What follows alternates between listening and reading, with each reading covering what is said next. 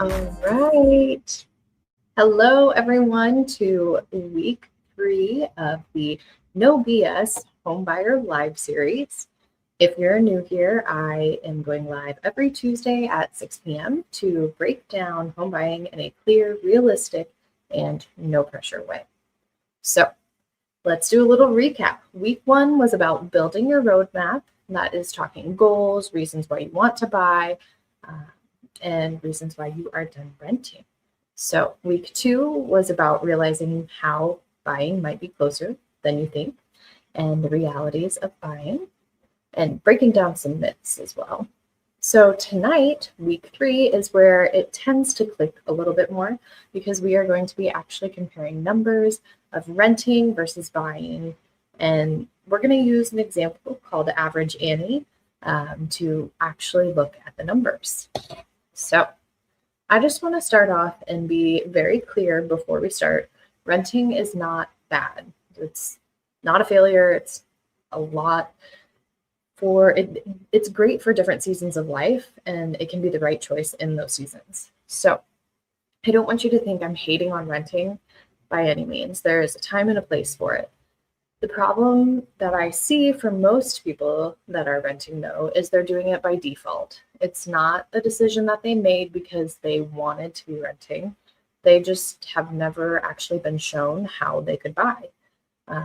A lot of people still have the American dream of wanting to buy a home, and it just feels more and more out of reach every single day because we have all of these influences in our lives telling us we can't and why, it could be bad, but we need to move past that, and that's okay.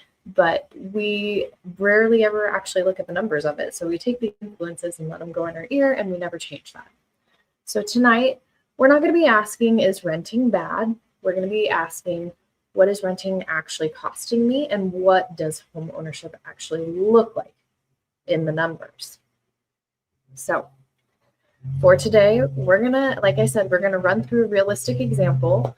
I call her Average Annie. I kind of looked up some stats on national averages in the U.S. for a single woman. Doesn't have a specific age or anything, but a single woman earning $47,000 a year, which is roughly $3,900 a month before taxes. So Average Annie, let's imagine her renting a 2-bedroom, 1-bath apartment. Nationally, an average rent price for that type of a unit is about $1,650 a month. On top of her rent, she's also paying $250 for utilities, cable, the things, cable, internet, whatever you want. And then an additional $20 per month for renter's insurance to cover all of her personal belongings. So her real renter cost is actually $1,920 a month.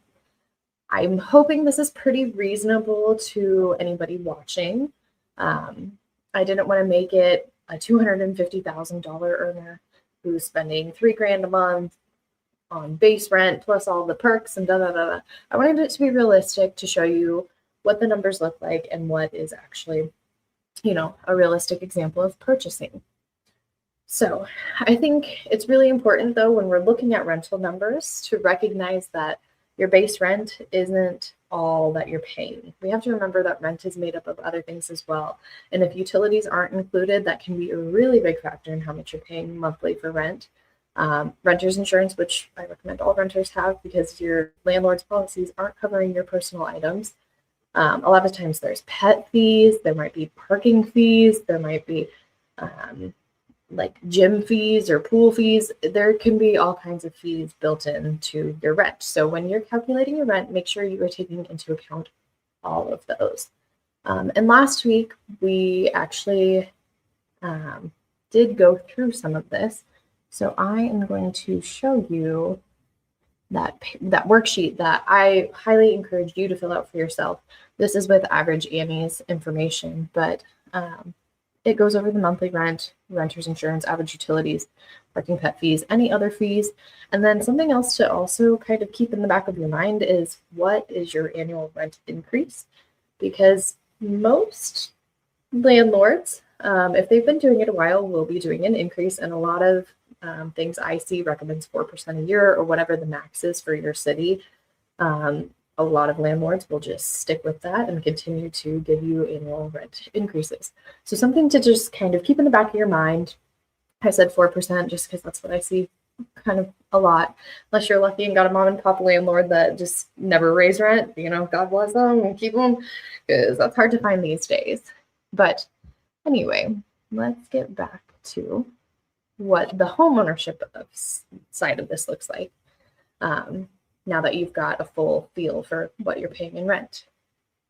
So when someone owns a home, their payment usually includes principal and interest, property taxes, homeowner's insurance, and then depending on what type of loan and how much you put down, mortgage insurance or premium mortgage insurance or mortgage insurance premium. That's kind of MIP, PMI. They're kind of interchangeable jargon for the industry. Here's the big difference between renting and mortgage payment is that part of your mortgage payment actually goes back to you as equity. It's not guaranteed wealth. You still have to upkeep the house, and you still have to hope that there's appreciation throughout the market. But part of that payment goes back to you, and it's kind of a forced savings plan. And as a renter, you typically don't get any kind of access to that. Your landlord isn't letting you build the equity in your rental in the house that you're renting. They're building the equity from you paying the rent. So that's kind of the benefit of a home mortgage. In addition, depending on how your taxes are done, there can be tax advantages, especially if you're itemizing your taxes. If you're not itemizing, it's not as advantageous as it used to be. But there are some tax advantages to home ownership versus renting, or that a renter will not have access to. So when we are looking at mortgages online, we want to make sure that the calculators that we're using are including the taxes and insurance, because a lot of times they'll just be including principal and interest, and you'll think, oh my gosh, I can totally afford that house because it's, $1,000, but it's not including taxes and insurance. So if it doesn't have taxes, insurance, we want to make sure to add about 30%. So if it was $1,000 online with just principal and interest, assume you're going to be paying monthly closer to $1,300. A lot of the calculators are getting better. I really like homes.com. If you found a property that you're kind of interested in, I would go on there, look it up. For the example that I'm using for Average Annie, I used a homes.com home. And I used their kind of mortgage breakdown.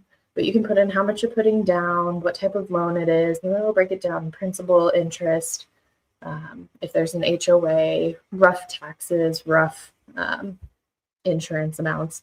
And keep in mind, different states vary. Like where I am located, Nebraska, we have very high property taxes and very high insurance. So if you're in a different state that doesn't have a lot of natural disasters and very low property taxes, good for you. Your mortgage maybe on the lower side, and maybe 30% isn't quite. It's a little bit more overzealous for you. But I would say 30% is very common for us here. But again, when you're just looking on calculators online, just make sure you're getting the full picture. So you're not comparing your full rent to a partial picture of a mortgage. Okay. So now let's go back to Average Annie buyer. She's probably got some debt like most Americans. When I was running this scenario, I think the average debt for a single woman was like $38,000 in student loans and somewhere between $5,000 and $6,000 for credit cards.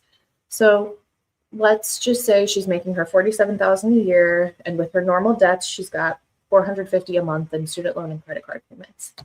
So lenders have to look at that when they're qualifying you for a loan. So conservatively, that's leaving her at about $1,200 to $1,300 per month that she could spend on a mortgage.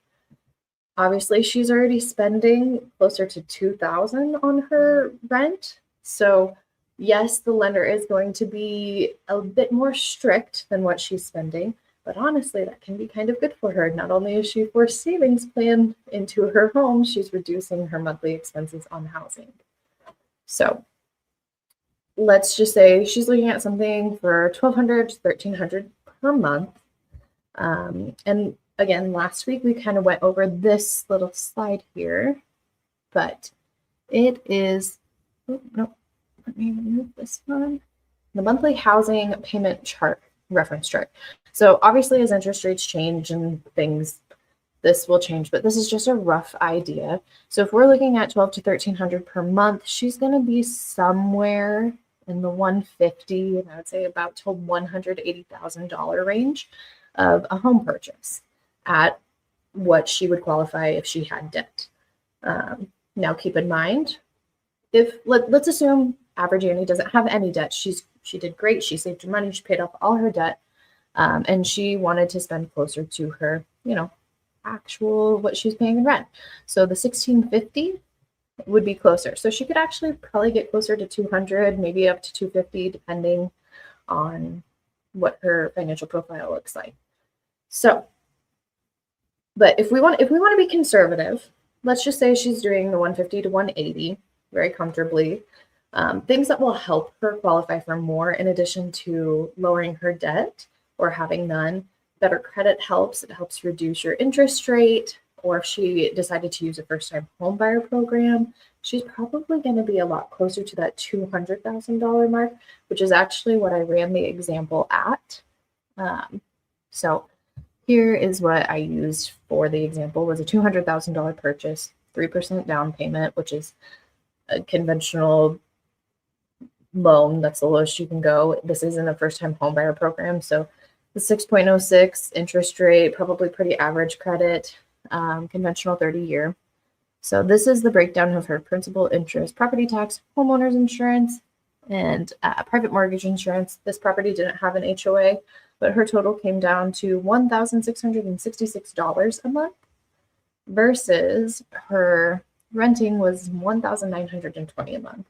And so what that shows us is that in average Annie's case, it's probably better to buy a house than to rent because she'd be saving about $300. Now, things we need to take into account with owning a home: you will then be responsible for maintenance. I always recommend people put aside at least 5% of what your monthly mortgage is every month, just to make sure you have a little bit of a slush fund in the event something breaks, because something's gonna break. That's just how life works. But when comparing renting to buying, I think in average Annie's case, it's probably better to start looking at buying and see if this is a real option for her, and not let the hearsay of other people saying, oh, they'll never be able to buy, be her life. Because in this case, it's really showing that it could actually save her some money. Now, is her quality of living going to be the exact same? Probably not. I mean, a $1,600 apartment here for a 2-bedroom, I mean, that's a nice apartment. You might get some perks like a pool or something. However, as we all know, home ownership, you have ownership and you don't necessarily have neighbors upstairs or downstairs. So those are things you still have to kind of quantify in your own market and in your own life. But the benefit of buying also is that it's more stable and predictable. We're not even taking into account a 4% annual increase in her rent, and she's able to build equity. So there's a lot of reasons to, at very least, consider looking into buying in this case for average Annie. I know we talked about how the better credit and all of those things is beneficial to her being able to afford more, but I also always encourage, especially first-time home buyers, you do not need to extend your budget. It's a first-time home. You're probably not going to be there your whole life. It's a stepping stone until you can build some equity and then buy your next home, or your life changes. Maybe average Annie finds a spouse and now it's a 2-person income household and they're able to buy something bigger. They start a family. It could all change. So don't expect your McMansion on your first home. First homes tend to be pretty humble, and we don't need to push the top of our range if we don't need to, because we want homeownership to be a good experience, not something that puts you in the hole. But I think this does showcase that maybe homeownership is a little closer for Annie than she initially realized. So based on her income and debts and what the lender would typically allow her to pay, since that's less than it is to rent, that money would be building equity rather than disappearing as rent to her landlord. Again, it doesn't mean buying is always the right move. It just means people just need to see the numbers before officially deciding or completely writing off homeownership in general. So for today's action this week, it's very simple. It was pretty much last week's. It is to fill out your own buyer worksheet, your rent versus buy worksheet, to see where you stand on this. Where does your rent line up to your possibility of buying? And if you're even a little bit farther than this and you have an idea of like what you're actually pre-qualified for, that's great. Really compare like your numbers, not just your dream, potential. But you can use this sheet and also this sheet to kind of get an idea of, okay, if my monthly rent is $2,000, I'm probably looking at a $250,000 house. Or if I'm comfortably paying closer to $3,000, I'm probably looking at $350,000 to $400,000. You can use that as a stepping stone to be able to compare your rental numbers to your potential buying numbers. So use these sheets, do your own calculations, fill it out. If you're having a hard time filling it out, totally understandable. Sometimes it's just easier when you have an accountability partner there. We can schedule a call. I'm happy to go over these with you. If you are on the Facebook group, you will already have access to this worksheet. If you are not on it, please message me and reach out so that way I can get you access to the private Facebook group, which has all of this and all of the recordings. And if you want help walking through your specific numbers, let's schedule a call and I will be that person for you.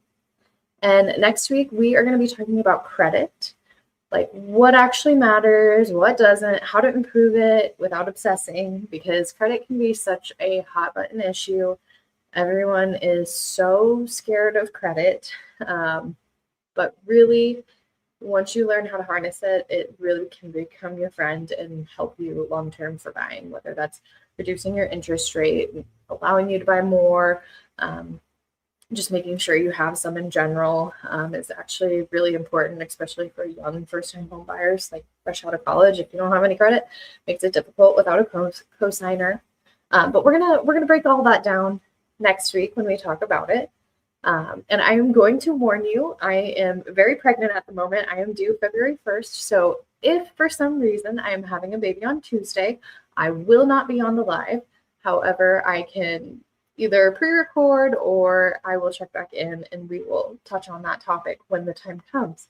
But just a heads up, if you don't see me on the live, I may be having a baby. So thank you for joining me for week 3. I hope to see you for week 4 next week, going over credit. And I don't see any questions in the comments, but as always, you are welcome to add any questions at any time. And we can always do some Q&A after the presentation. So I look forward to seeing you next week, and thank you for tuning in, and have a good day. Bye-bye.